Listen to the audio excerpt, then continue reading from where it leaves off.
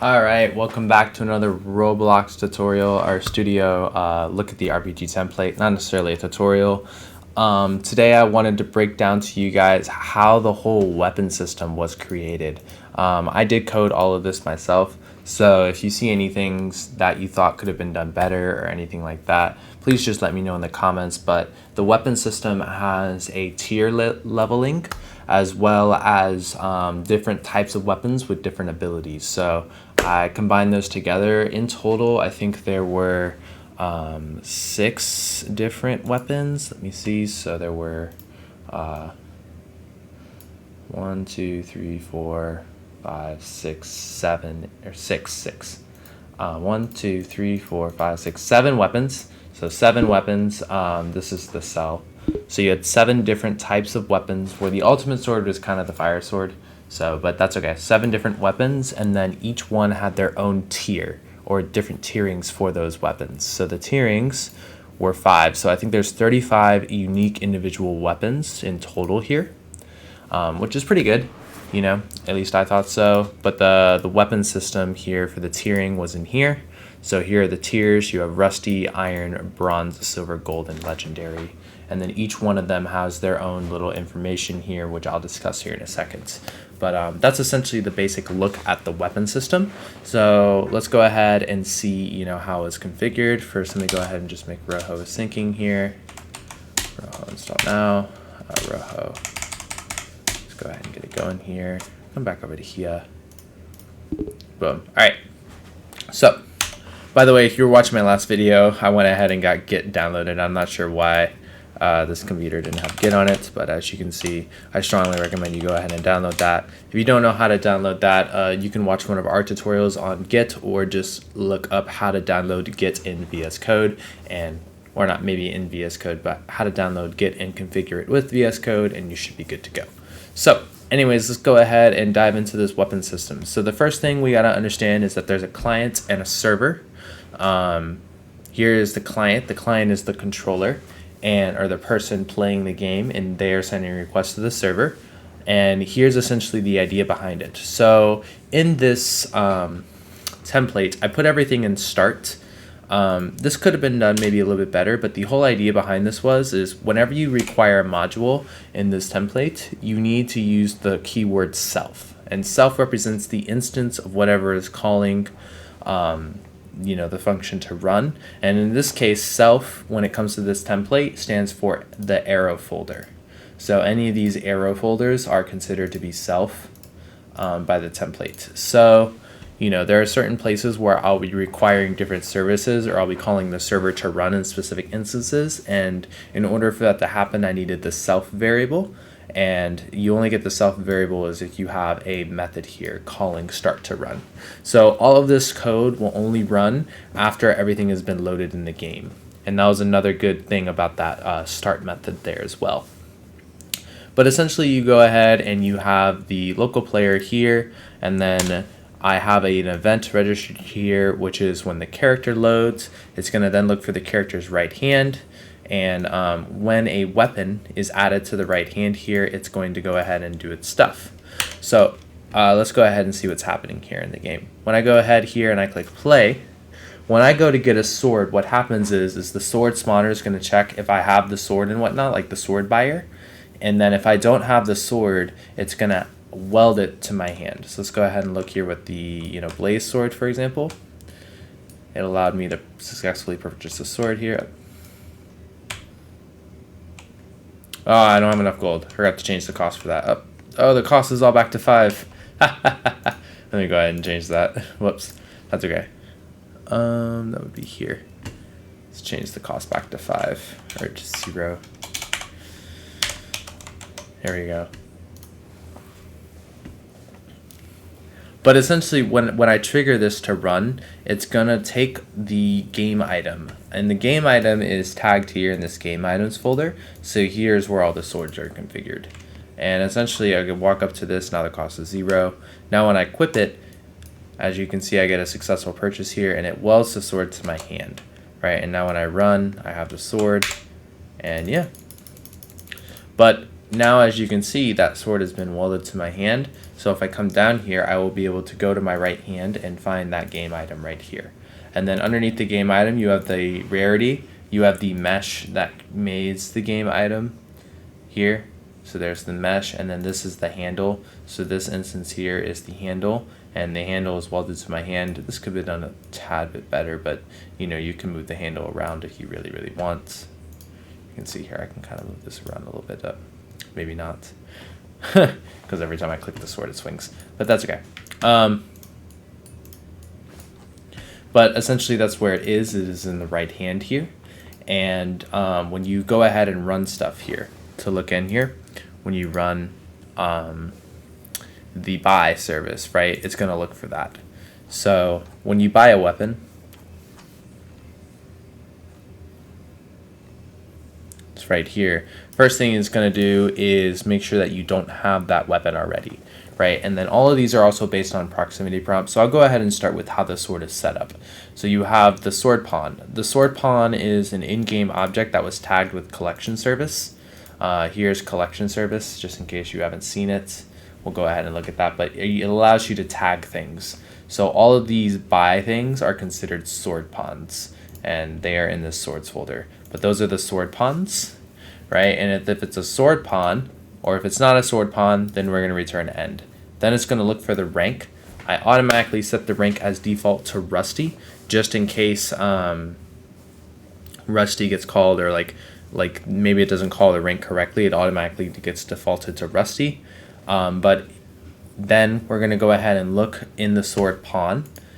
So inside of these sword pawns, you look here, there should be a rank, and then the rank will be listed here. So if this was like not Rusty, you would get something different. But this is what looks for that. And if we find something here, then we reassign the rank to a new value. So it doesn't stay Rusty. This is what reassigns the rank. Then here, we're going to go ahead, and I called it sword rank added value, which is the added attributes that you get based on rank. And then this right here is going to call a method to run. This method is defined up here. And this method was a little bit hard to do.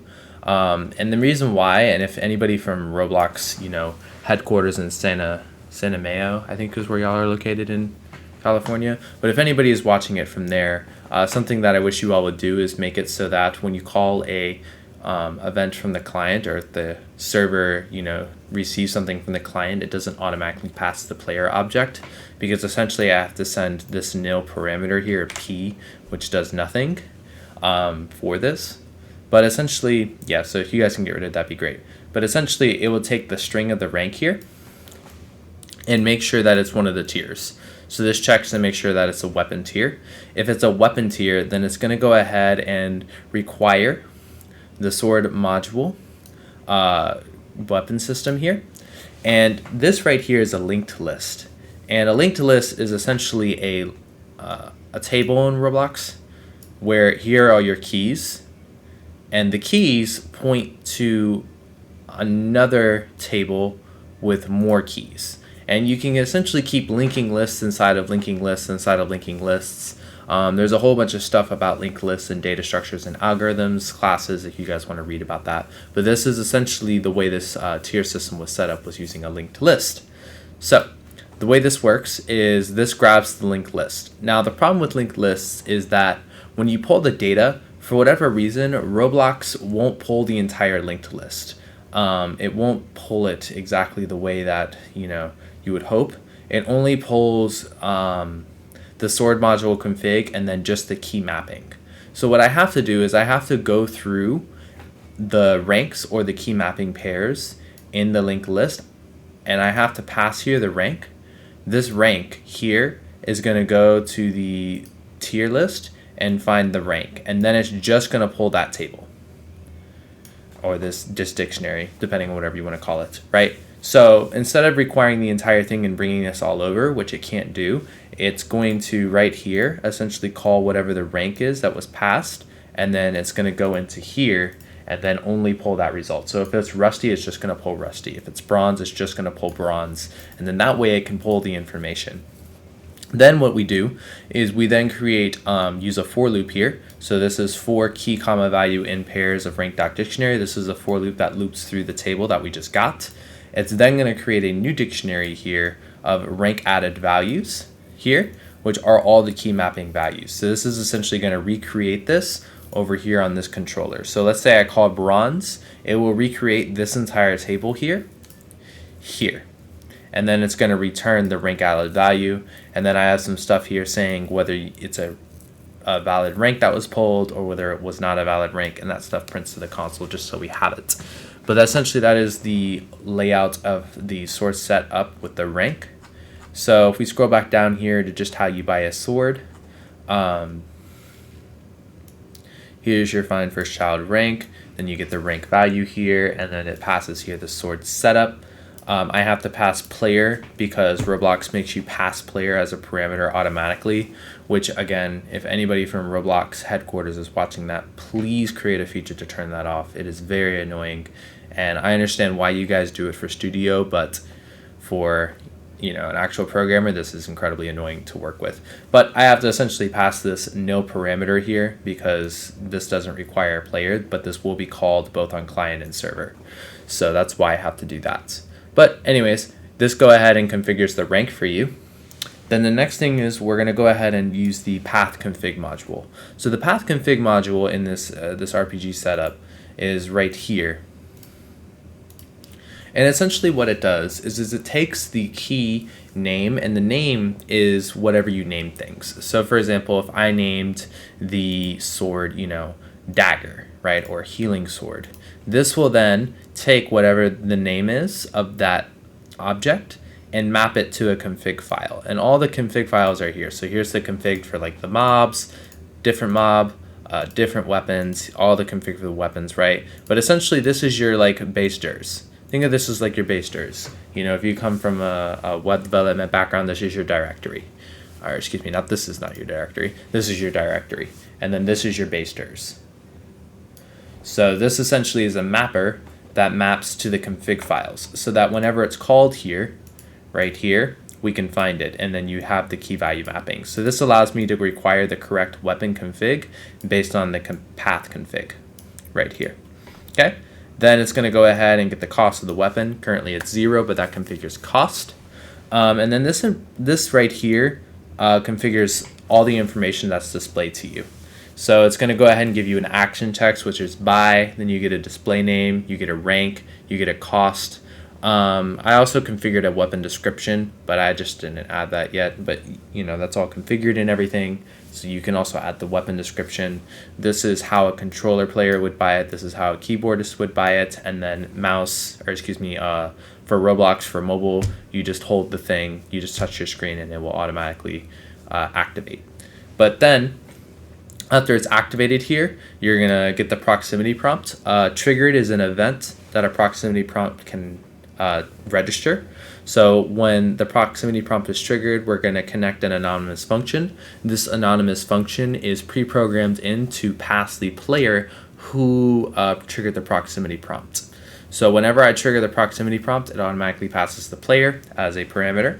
If for some reason we don't find the player parameter, maybe it's a hacker, maybe it's somebody, for doing an HTTP request who somehow triggered that, then we're just going to end this right here. We're also going to make sure that the player has a leader stats folder, which holds all the stat values that display on the screen.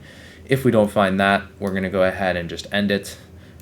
And essentially this is just a checking system. This is now getting the player's money, making sure the player has a character, making sure the player has a primary part. And again, this is just checking to make sure that this is a valid player in the game. And we're also going to make sure the player has a right hand, right? And of course, if any one of these things returns nil, then this ends. Then I went ahead and created a function here which finds game items childed to the right hand. So if you scroll up here and you look, you can actually see this in action. Let's scroll through here. I think it's right here. So this right here finds, I should reformat that a little bit better. Yeah, perfect. That was a little bit better. This should have been over 1. And then we could shift tab this. Sorry, I'm a little anal about my code being structured in a very specific way for readability. Anyways, there we go. Oops. All right, but anyways, I digress. Right here is how we find a game item under the right hand. So essentially we pass the right hand part instance. So if we go back to Roblox Studio here, you'll see that here's my character model. Here I am in the workspace, and I have a right hand instance here, and I have a whole bunch of children. What it's going to do is going to go ahead and look through these children here. And it's going to look to see if any of these children have the tag of game item, right? And every single weapon in Roblox in this template is tagged as a game item. So all of these are tagged using the collection service tag editor here as a game item. You won't see it here because the game is running. But if I go ahead and stop the game here, because I mentioned collection service earlier, let me go ahead and re-mention this. Let this load. You'll actually see here are all the tags currently in the game right now and all the instances. But we do have a tag for the game items, and those are all these items and reps. So right here are all the game items. And essentially it's going to check to see whether there is a game item parented to the character's hand. And if there is one, then we're going to go ahead and set the game item variable to that, and then we're going to return that result, right? And then this is just an initialization of the variable. This is very similar to Python, setting things to none before you run it, or in C# in Unity, just declaring variables before you run them. This is just your declaration of the variable before you start using it. But this is what the find game item function does. It just loops through all the characters' right hand descendants and checks for a game item, as the name implies. So going back to here, we're looking through here. We're going to go ahead and look for a game item. If we find a game item, then we're going to check to see whether the game item matches the item that they're trying to buy. And that is configured this way. If you notice here, the sword pawn shops here all have the same name as the game item. So if you try and buy the short sword, but you have the game item short sword parented to your right hand, or excuse me, as a child of your right hand, then it won't let you do it, right? And this was done intentionally here to make sure that we understand what pawn maps to what game item, and that's why I have these as the same name here. What actually differentiates them is their tags. This is tagged as a sword pawn, and then these are tagged as game items, and that's how we differentiate them, but we can link them together using the same name. And that's kind of how you can use naming and collection service to combinate to make this a lot easier. Then if it returns out that you have this object, it will go ahead and print here that you have the sword, and that's the little red thing that pops up saying you have the sword. If you don't have the sword, then it's going to go ahead and check cost. If your gold value is less than the cost needed, then it's going to go ahead and create the object saying that you don't have enough gold. Else if you have greater than or equal to the cost, then it's going to go ahead and take the gold value from your leader stats folder and subtract the cost, and then give you a successful purchase, and then it's going to go ahead and set up the sword for you. And yeah, that's essentially the whole setup here. And then you also get passed rank here. Rank is being passed and is being declared up here, where rank is configured here, where rank is essentially a child of each one of these little sword pawns here. So here's the rank information again, just in case you forgot, but that's where the rank information is, and then that gets passed here. So that's pretty much the sword setup. So if you go ahead and look here inside of Roblox Studio, I'm going to go ahead and click play here so you guys can see this all in action.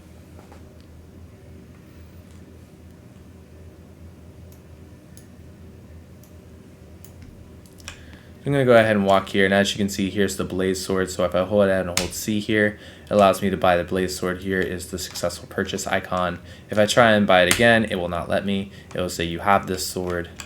If I go to a different one, it will allow me to buy it, and it will say successful purchase. And then if I try and buy it again, as you can see, it won't work. It will say you already have this sword. So that's essentially how the weapon system works. And then over here, I am able to sell it. And essentially whenever you do a buy, I just did the inverse of buy, which was sell, right? So essentially, I won't break down the entire sell code here. It's on my GitHub if you guys want to dive through it. But essentially, it literally does the exact opposites of what buy does. Some of the stuff is the same, like it finds a game item, the same way. But essentially, it checks to make sure that you're a player and that you have gold and that you have a right hand and that you're not exploiting. Then it checks to see if you have a game item. If it does not find a game item, then it's going to say no game item found. But if you do have a game item, then it's going to go ahead and find the rank of that game item, and it's going to go ahead and sell it to you and return the gold here instead of subtracting the gold. But that is the whole buying and selling system for the game items. So yeah, that's that.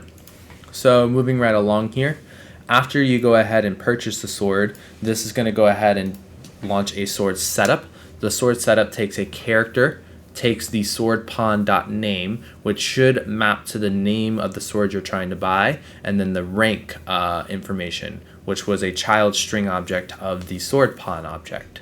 So this is going to pass all to the method sword setup. Sword setup is in here. So here's the sword setup. So the sword setup is going to first make sure that it's not getting a nil instance, and then it's going to go ahead and again look for your right hand, and then it's going to loop through your right hand and check to see whether you have that sword. If you have that sword and it's going to know that you have, a sword, then by checking with collection service tags here, then it's going to go ahead and remove the tag, which is some garbage collection, and then destroy the child. So essentially, if you have a sword already there, it destroys it here.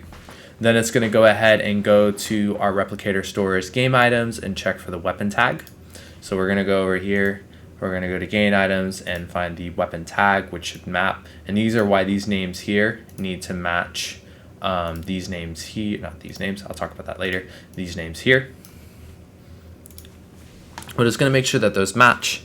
If those match and it finds something, so if a weapon, then it's going to go ahead and clone the weapon, put it to your right hand, weld it, make sure that it's welded so that it doesn't look super wonky, although it looks kind of wonky now, kind of mess with this vector here. This is like the handle tool grip editor is like this vector 3 value. So if you know tools in Roblox Studio, this is essentially my own weapon system, so it kind of had to configure grip, but that's like the tool grip editor, if that makes sense.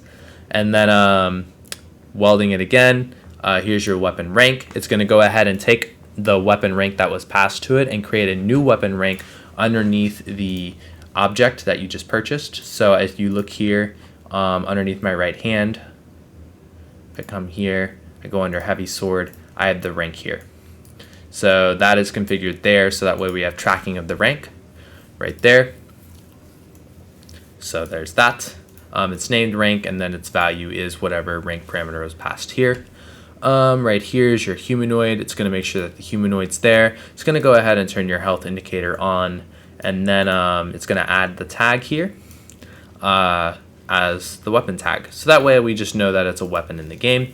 And then if you die, it destroys the handle, and this is just some collection service, or not collection service, but some garbage collection, just to make sure that, this game instance isn't just hanging out, occupying memory. So yeah, that essentially is this whole sword setup process. So this is all great and all. This is how you get the sword, but you're probably wondering now, how is this handled on the client? For example, how do you swing it, and how do you have the special abilities and all of that? I'll show you the special abilities, but the abilities manager and the abilities service will have to be its own video, because that is also very intensive, just like this one. But if I go over here to the weapon controller, here's what controls the weapons, as the name implies. So let's go ahead and look through here. Again, I use the start instance here to just kind of map some stuff, and I kind of started explaining this at the beginning of the video, but I digressed a little bit, but we are back here. So it's going to go ahead and check to see if you have a character added. So it's going to check here. When the character is added, it's going to go ahead and get the right hand, and then it's going to wait here. And whenever a right hand child is added, it's going to go ahead and look here to see whether that child is a game item. If it's not a game item, it's just going to return. And that is there because we don't want to run excess code, right? We don't want to say, if this is tagged, read all of this, else do this, right? Because that's like a whole bunch of excess code that the thing has to read, like it has to jump all the way down here, right? I think this is just a better system for doing like if-then statements, because this is just a checker. I think of this like a checker. It just checks, and then if it doesn't pass the check, it just ends, right? But if it passes this check, then it's going to go ahead and assign the weapon tag as the weapon name. It's going to go ahead and pull all the information here using path config and weapon config. This will be our combo number. This loads the animation. This configures the rank. I always initialize the rank as rusty just in case it doesn't find a rank. But if we do find a rank under the weapon, then the rank value will be, whatever the rank is under the weapon. So for example, if I have a rank here, here's the rank value, here's the rank, it's here. If this is not here for whatever reason, then it automatically assigns the rank as rusty. But as you can see, that's all of that stuff. Then it goes ahead and sets up the sword added value. I kind of discussed that one last time. That was all kind of discussed right here. But yeah, this is why I had to pass that player instance, because the sword rank added value is also configured on the client. And again, because for whatever reason, Roblox automatically passes player here, I have to have this random variable here for no reason. Literally no reason other than Roblox makes me. But here's the rank. Here, it's going to go ahead and check through all the ranks to make sure that it is a valid rank/tier in the game. And then this returns back the stuff. I already talked about that, so I won't talk about it again. But there it is. Then it's going to go ahead and configure the walk speed based on the rank and based on their weapon config file. Here's all the weapon config stuff. So these all have like their own hitbox sizes and combo reset timers, knockback velocity, debris timers, ability cooldown, ability force, what the ability is /fireball, what they can hit, their walk speed, damage, base damage, ability run speed, all of that stuff is here, right? So when you have a setup here in the weapon controller for that, when you have the, what was it? The setup for all of that was there. This weapon controller. Where was the human weapon config? That's where I just was. That's okay. But anyways, the weapon config stuff is set up there. This goes ahead and sets up tweening and stuff like that for abilities and stuff like that, and effects. It also loads the swing animations from the weapon controller, or the weapon config and all of that. Gets the textures. Gets context action service for bindings, and it goes ahead and says the last time the ability was used and the last swing time it was used is 0, and you'll see why that's important here in a second. This checks to make sure we have a humanoid, and then sets the humanoid walk speed and jump height to whatever the weapon config file was. And then here's where the weapon config was grabbed, right? So I don't know why I lost that, but that's where it was grabbed. Okay. All right. So I'll go ahead and talk about this in a different video. This is the whoops. I don't know what that happened. Okay. All right, but go ahead and talk about that in a different video. Here is the slash effects. So this creates like little slash effects so you can see them. It looks kind of cool. It's only loaded on the client though. And I did that on purpose just because nobody else needs to see the effects but you. Just some thought there. And then this is what does the slashing / the activation. This is a function and it gets called by context action service, and you'll see how that works in a second. But this is the next part, and this is the activation of the weapon. So there are two things that get binded when the weapon is ready to be activated. Here is the key binding. So this is for mouse, this is for controller, and then this is for mobile. And then for mobile with the ability, you have this true here, which means that it creates a button on their screen for them to click. And then you also have your key binding here for the ability and your key binding for the controller as well. When the slash is activated here, it's going to come through here. It's going to check to make sure that the ability name matches here. And then this is your cooldown. So I did this through Tick. If you guys are really familiar with Roblox programming, which hopefully you all should be if you are watching this video. If you're not, then you probably haven't 10 hours of study to catch up on. But there's this thing in Roblox programming called debounce, which essentially is something, and I'll go ahead and code it here just so y'all can see. It's like debounce equals true, and then if debounce, then do all of this, else return, and then it ends. right? So this is a debounce system, right? Where it's only going to run code based on debounce. And then here, you'll generally have a wait here.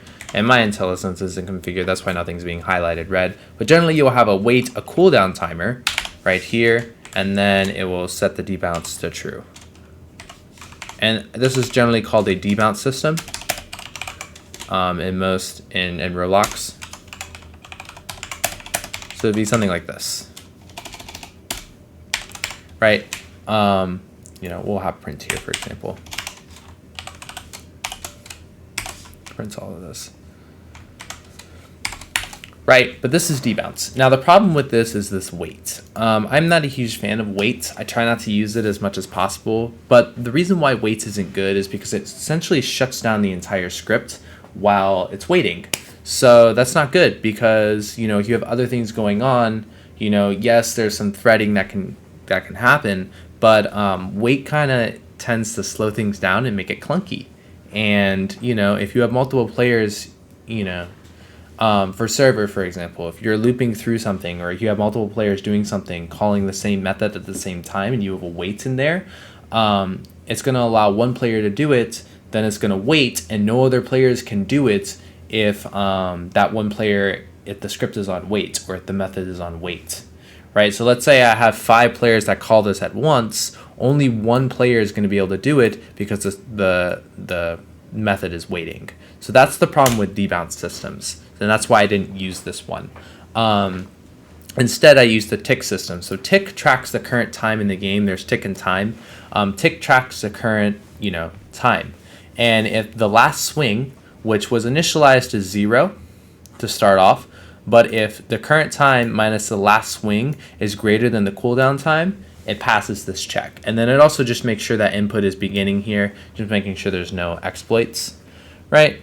And then we also have a combo reset timer. So if the tick minus the last swing is greater than the combo reset timer, then it resets your combo to 1. So that way we have combos. And then it's going to go ahead and register that you are about to swing your sword. So it reinitializes this variable as the last time the sword was swung here using tick. Then I have your walk speed and jump height set to 0 here, so you can't jump around and kind of mess up the animations. It's going to go ahead and load the animation ID from the weapon config. It's going to go ahead and load it here, create a new sound. This is your like swing stuff. I don't own this sound, but you know, I can add the sound data here. It's going to go ahead and play the sound, then destroy the sound. Then it's going to go ahead and pass the combo. If the combo is greater than the amount of swings in the swing animations table. So this is right here. If the combo amount is greater than the amount in that swing animation table, then it's going to reset the combo to 1. Else, it's going to add 1 to the combo, and then it's going to go ahead and reset your walk speed from here. Right? So whenever slash is called here, we're going to go ahead and bring over the combo number. So here's your combo number. This is going to make your effects. And then you can also pass slash effects here as well. Create your own custom slash effects, which are configured here. And then this goes ahead and plays some of that stuff, then resets your count. And it also does some garbage collection here. This is mainly just some garbage collection for the slash stuff. And then we also should have this binded to not only this, but this should also call to, let's see here.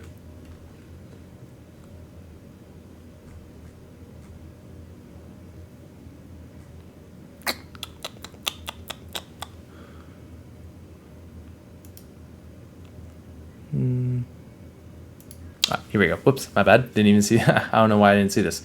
I thought it ended here. No, it doesn't. Okay, so then this checks to make sure that your character slashing is equal to the character bringing called here. And then this is where you create your hitbox. So this is where damage is going to be registered. And this is super, super important to realize is that this gets called here. And then this does some body velocity. So this is your player moving forward. So when you slash, this is what pushes you forward here. So whenever I slash my sword, as you can see, I'm pushing nothing on my keyboard here, but I'm moving forward. Now, this right here is going to go ahead and create a hitbox. So everything in this template is based on collisions. Everything is collision based and touch based, meaning things only happen and events are only registered through box collisions or things touching other things, right? So whenever you swing your sword, a hitbox is essentially created in front of this sword, and the size of the hitbox is sent via the weapon config, right? So this is your client-server communication, and you can actually see the hitbox a little bit. It's kind of configured with the slash effect, but it's that little transparent like size there, and that is also configured with the slash effect. But let's go ahead and go over here back to the weapon server. So here's our weapon server, and essentially there should be a hitbox method inside the weapon server here. Here's your hitbox method right here.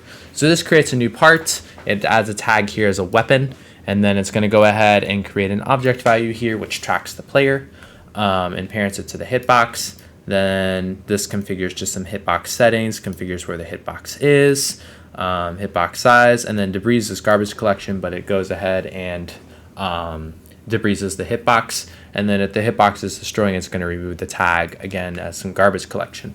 Okay, but that is how the game is going to register damage, is through the touched part of the hitbox. So this is your hitbox stuff here. This is now going to go ahead and register down here in here. Now this is a long line list of code, but essentially I'm going to go ahead and click enter here because a lot of this stuff here is just setup.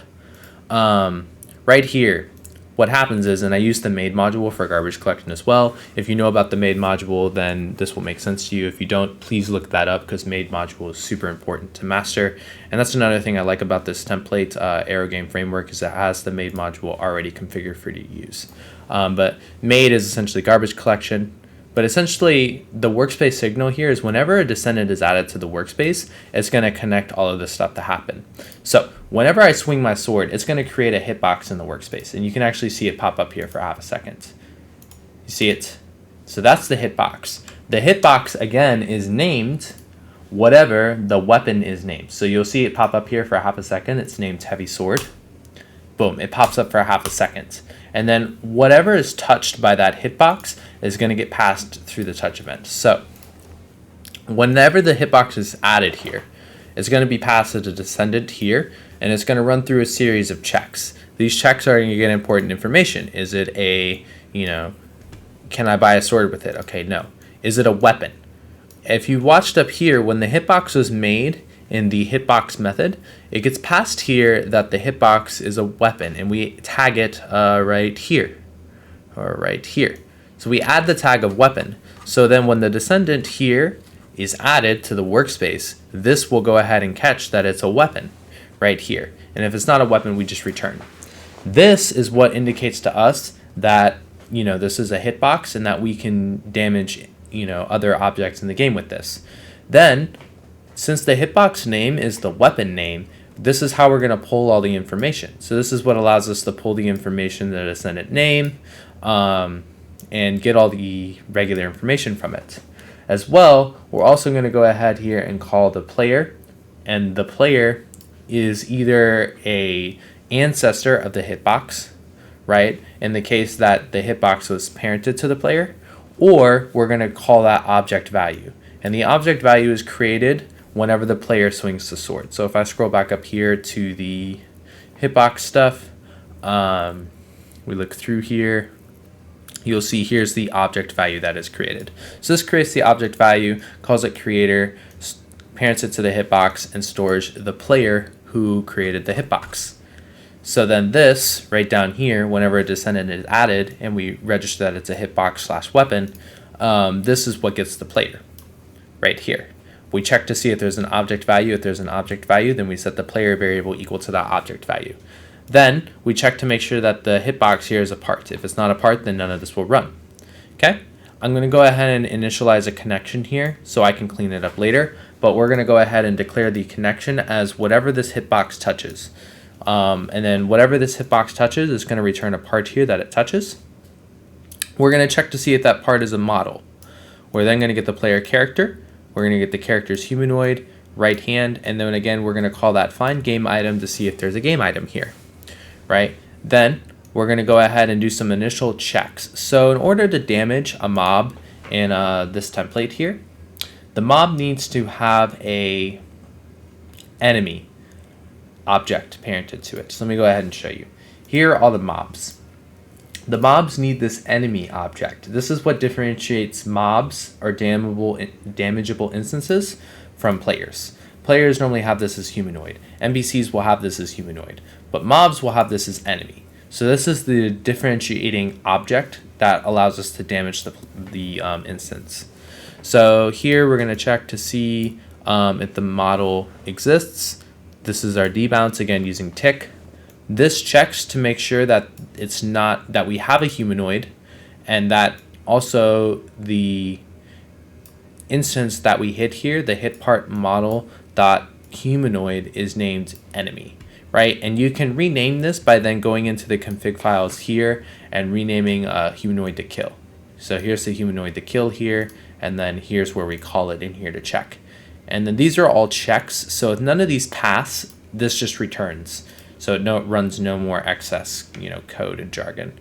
But here, we're going to go ahead and do some checks here. Here, we're going to make sure the enemy isn't already dead. We're going to make sure that the enemy has a root part.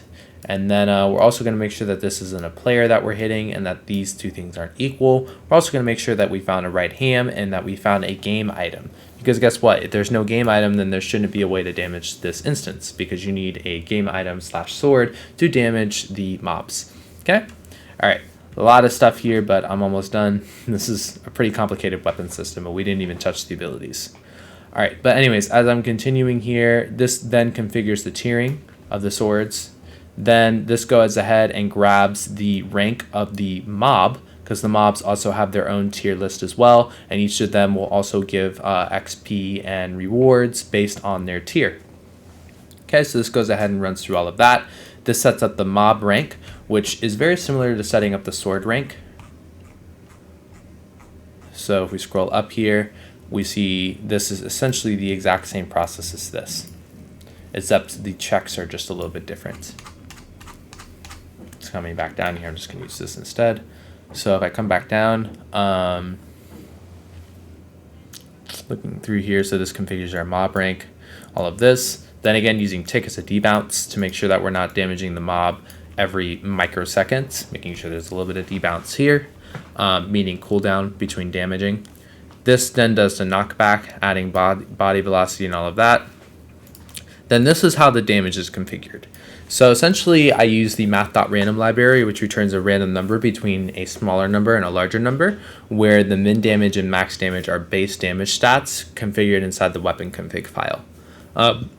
So that's how the damage is initially done.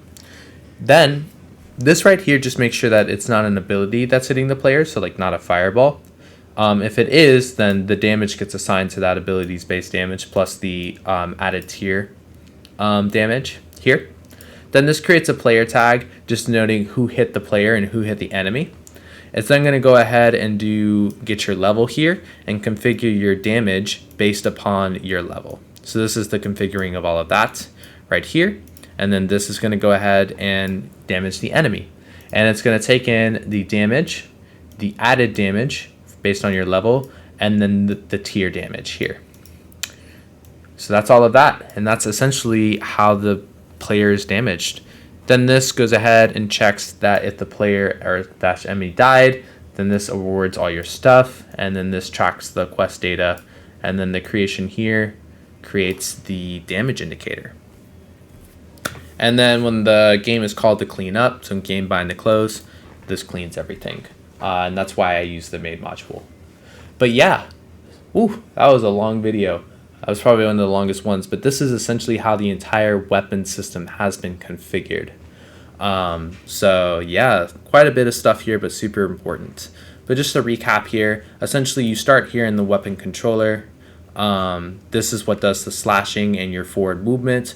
This then calls to the weapon service to configure certain things. Weapon setup and all of that stuff is done via here and via here. Okay, and then the damaging and all that kind of stuff is this. Okay, but I hope that helped. Some very, very technical jargon, but if you wanted to add a new weapon, I think it's super important to understand how everything is set up on the back end, so that way you're not, adding weapons and swinging, and you're not creating a hitbox so it doesn't detect the collision, so you don't damage players or whatever you want in this instance. But if you guys want to change stuff about the weapons, To change any stats about the weapons is all here in the config file, as it should be, right? So what it can damage, its description, its name, its tag, its projectile animation, the projectile that it throws, all of that stuff is configured here in this file. Here are also all your animation data as well. So if you want to change any of that stuff, you would change it there, as well as cost and all of that kind of stuff. So cool. If you guys have any questions again about this template, please feel free to leave them in the comments. Again, this was a very complex weapon system, but you know, I redesigned a whole weapon system to work with this RPG template for y'all, so you're welcome. But anyways, let me know if you have any questions, and I'll see you in the next one.